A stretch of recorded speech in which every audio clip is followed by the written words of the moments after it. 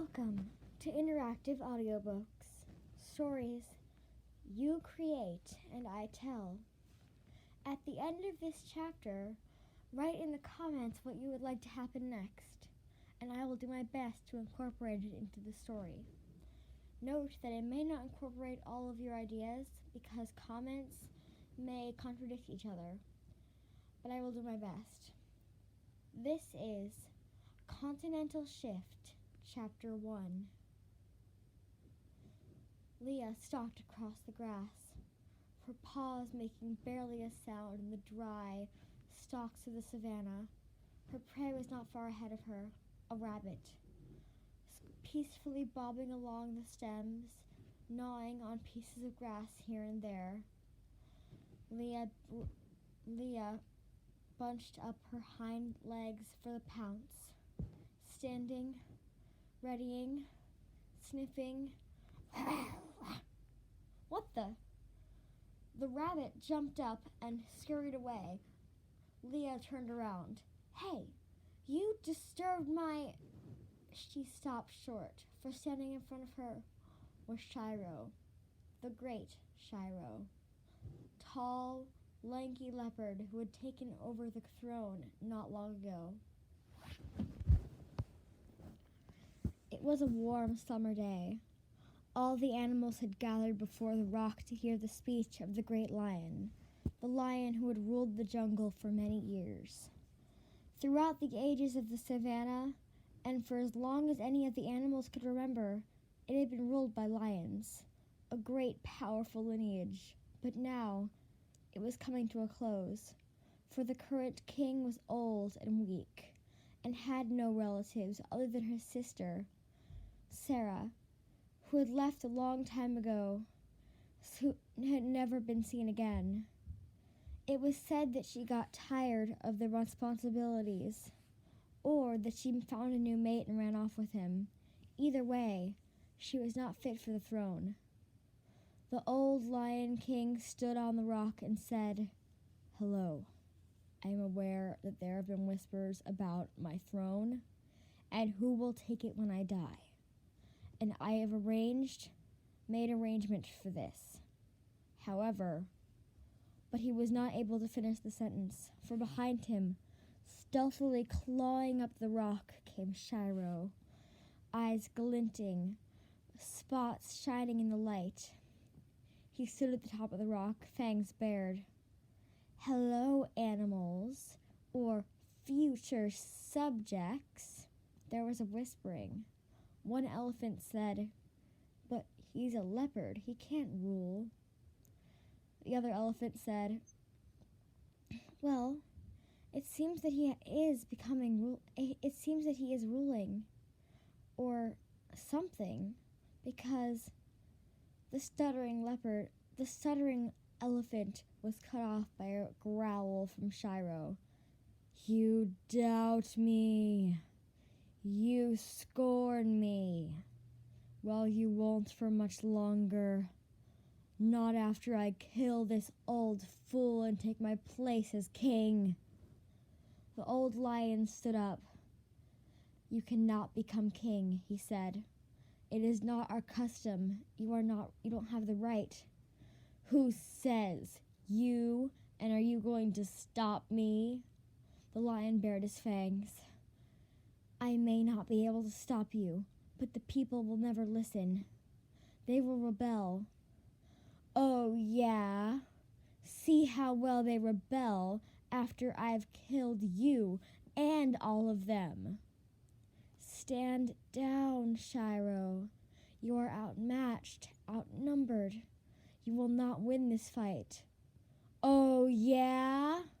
Shiro pounced, attacking, clawing, biting, hissing. The cats rolled around on the rock, viciously fighting each other. All of the animals whispered or gasped, stepping back from the rock a few paces. Leah was there, in the back, with some other small predators. Next to her sat a baby cheetah. They all looked out at the two cats, primally hissing and roaring in the ground. And then Shiro stood. I am king, he said, for the old lion was no longer moving, dead and still. A hush fell over the animals. They did not know what to do. Lorien, come join me on the throne, bellowed Shiro. From the back of the animal herd came a sleek black leopard, Lorien, Shiro's mate. Although beautiful, she had scars along her muzzle and back legs. There were whispers that she had gotten them in great battles, or that Shiro had given them to her himself. Yes, my king, my love, she said.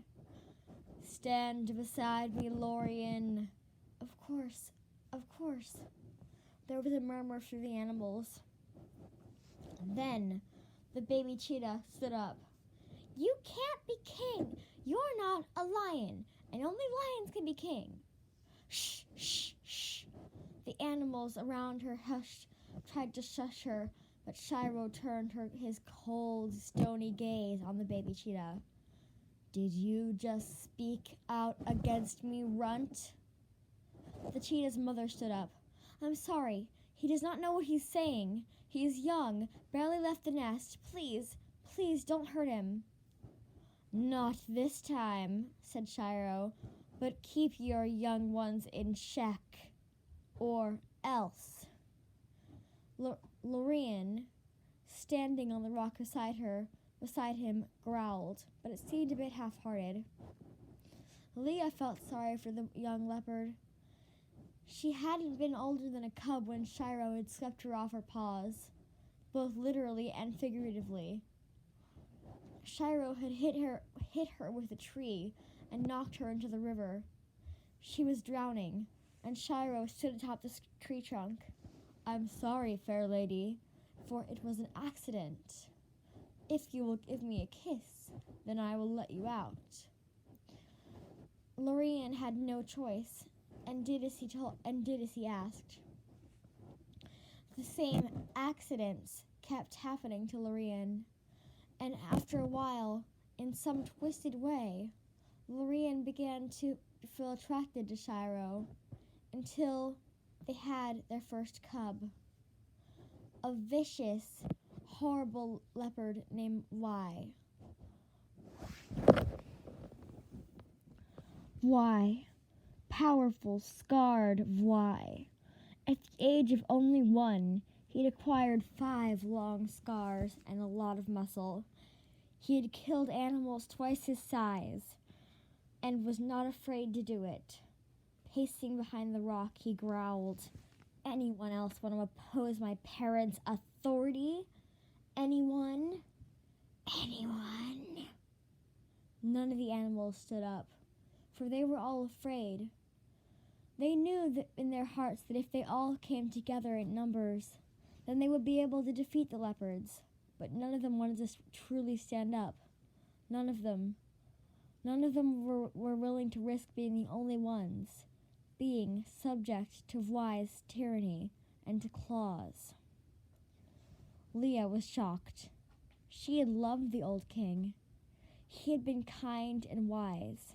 But Shiro, that awful beast, there was no telling what Shiro would do to the kingdom. In shock, Leah had left.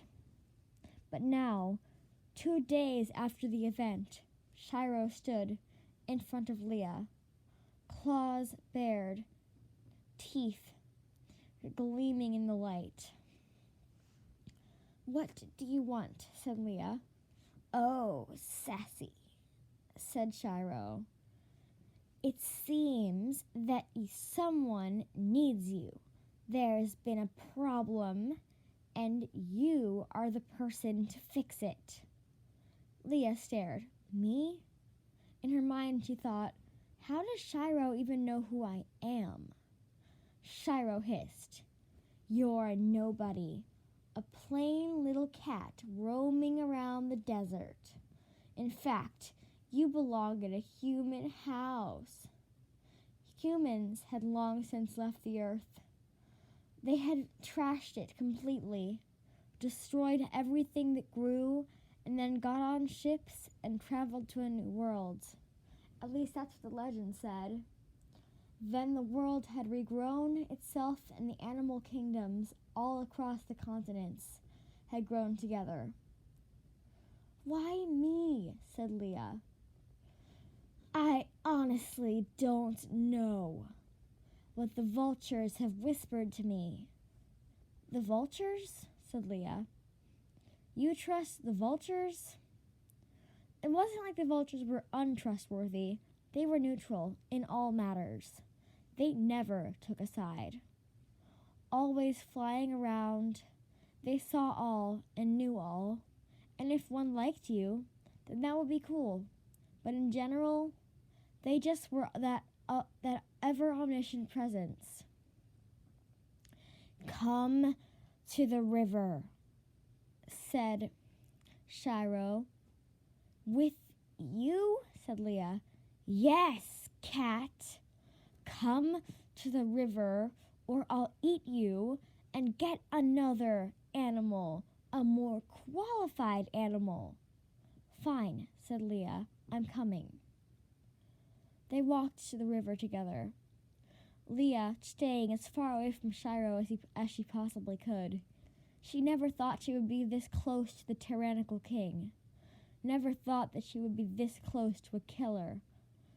But now they walked side by side towards the river, roaring in the distance. Although, wait a second, was it smaller? It seemed to be less wide and deep. The river had definitely gotten narrower. It used to be wide enough for a herd of elephants to wade through it, but now not even one could fit. Leah looked up at Shiro. "What happened?" Shiro stalked forwards. "I thought you could tell me." "Me? Why?" "The vultures have whispered it," said Shiro. Leah rolled her eyes.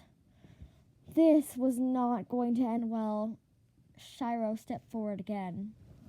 "All the waters are draining to the edges of the earth, and the continents grow ever closer." "What?" said Leah. "Yes, they grow closer together. All the animal kingdoms who have yet lived separated will soon join, and they will join under my rule." Shiro stalked away.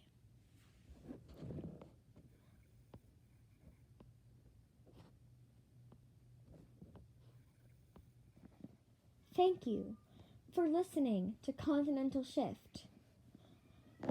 We hope to make this story a lot more in-depth, including chapters in the perspective of creatures from other continents as well as other savanna creatures. If you have any ideas at all for what should happen next, post them in the comments. I will create the next chapter when I have enough comments to read. Good luck, and bye. Hope also, if you like this story, check out my channel. I will be making more interactive video stories like this. Bye!